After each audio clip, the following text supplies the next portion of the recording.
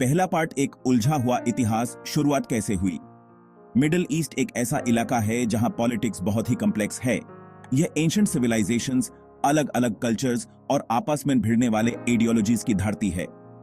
कई दशकों से इजराइल और ईरान के बीच रिश्ता गहरी दुश्मनी और अविश्वास से भरा रहा है।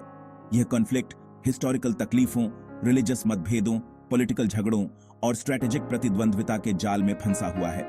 इस कॉन्फ्लिक्ट की शुरुआत 20वीं सदी के शुरुआत में ज़ायोनिज्म के उदय और पैलेस्टाइन में एक यहूदी राज्य की ख्वाहिश के साथ हुई। इस दौरान इस क्षेत्र में यहूदी और अरब समुदायों के बीच तनाव बढ़ता गया। 1948 में इजराइल के बनने के बाद हालात और बिगड़ गए, जिससे पहला अरब इजरायली युद्ध हुआ। उस समय पहलवी डायनेस्टी के तहत ईरान शुरुआत में इजराइल के निर्माण के खिलाफ था। हालांकि बाद में यह यूनाइटेड स्टेट्स का करीबी सहयोगी बन गया और अपनी प्रो वेस्टर्न फॉरेन पॉलिसी के तहत इजराइल के अस्तित्व को बर्दाश्त करने लगा। 1979 में ईरान में आई इस्लामिक रेवोल्यूशन ने एक नया मोड़ ला दिया। क्रांति के नेता अयतोला खुमैनी ने इजराइल के अस्तित्व का पुरजोर विरोध किया।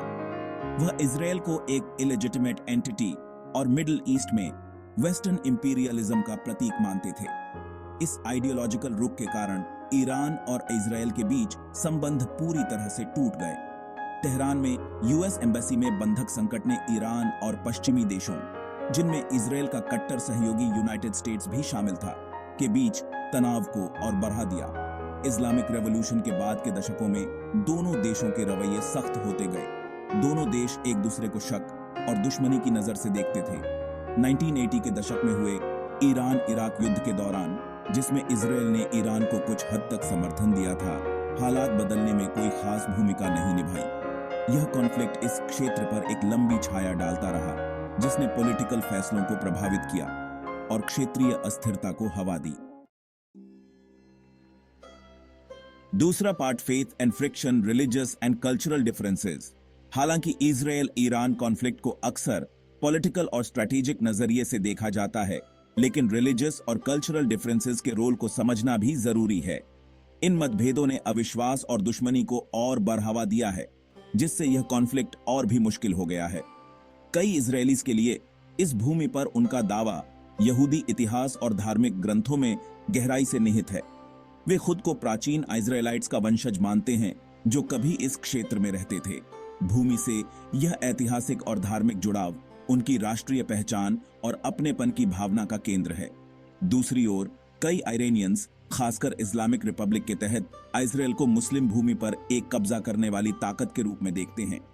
वे पैलेस्टीनियंस के विस्थापन और जेरूसलम पर कब्जे को, जो इस्लाम के लिए एक पवित्र शहर है, एक धार्मिक अपमान मानते हैं। ईरानी सरकार, खासकर अपने कट्टर नेताओं के नेतृत्व में, अक्सर इजराइल की निंदा करने और अपनी इजराइल विरोधी नीतियों के लिए समर्थन जुटाने के लिए धार्मिक बातों का सहारा लेती है। यह बात मुस्लिम दुनिया के उन लोगों को प्रभावित करती है जो ऐसी ही धार्मिक भावनाएं रखते हैं। यह इस कॉन्फ्लिक्ट को सभ्यताओं के टकराव के रूप में देखने की धारणा को मजबूत करता है, जिससे कोई बीच का रास्ता निकालना और भी मुश्किल हो जाता है। पॉलिटिकल माहौल के कारण इजरायलीज और ईरानियंस के बीच कल्चरल आदान प्रदान सीमित है। बातचीत की कमी के कारण दोनों तरफ रूढ़िवादिता और गलतफहमियां बनी रहती हैं। बातचीत और समझ के मौके के बिना एक दूसरे को नीचा दिखाना आसान हो जाता है, जिससे दूरी और बिया अच जाती है। तीसरा part, power and politics, a clash of national interests. Religious और कल्चरल मतभेदों के अलावा इजराइल ईरान कॉन्फ्लिक्ट नेशनल हितों की होड़ और क्षेत्रीय शक्ति के संघर्ष से भी प्रेरित है। दोनों देशों को मिडिल ईस्ट में एक दूसरे के इरादों और स्ट्रेटेजिक उद्देश्यों पर गहरा संदेह है। इजराइल ईरान के न्यूक्लियर प्रोग्राम को अपने अस्तित्व के लिए खतरा मानता है। उसे डर है कि ईरान न्यूक्लियर हथियार बना सकता है और उनका इस्तेमाल इजराइल के खिलाफ कर सकता है। ईरानी नेताओं के बयानों से यह चिंता और बिया आच गई है, जिनमें से कुछ ने इजराइल को तबाह करने का आह्वान किया है। इस कथित खतरे का मुकाबला करने के लिए इजराइल ने अपनी न्यूक्लियर क्षमताओं के बारे में स्ट्रेटेजिक अस्पष्टता की नीति अपनाई है। इसने ईरान के न्यूक्लियर प्रोग्राम को नष्ट करने के लिए गुप्त अभियान और हवाई हमले भी किए हैं। दूसरी तरफ ईरान इजराइल को एक क्षेत्रीय बुली और मिडिल ईस्ट में पश्चिमी प्रभाव का विस्तार मानता है।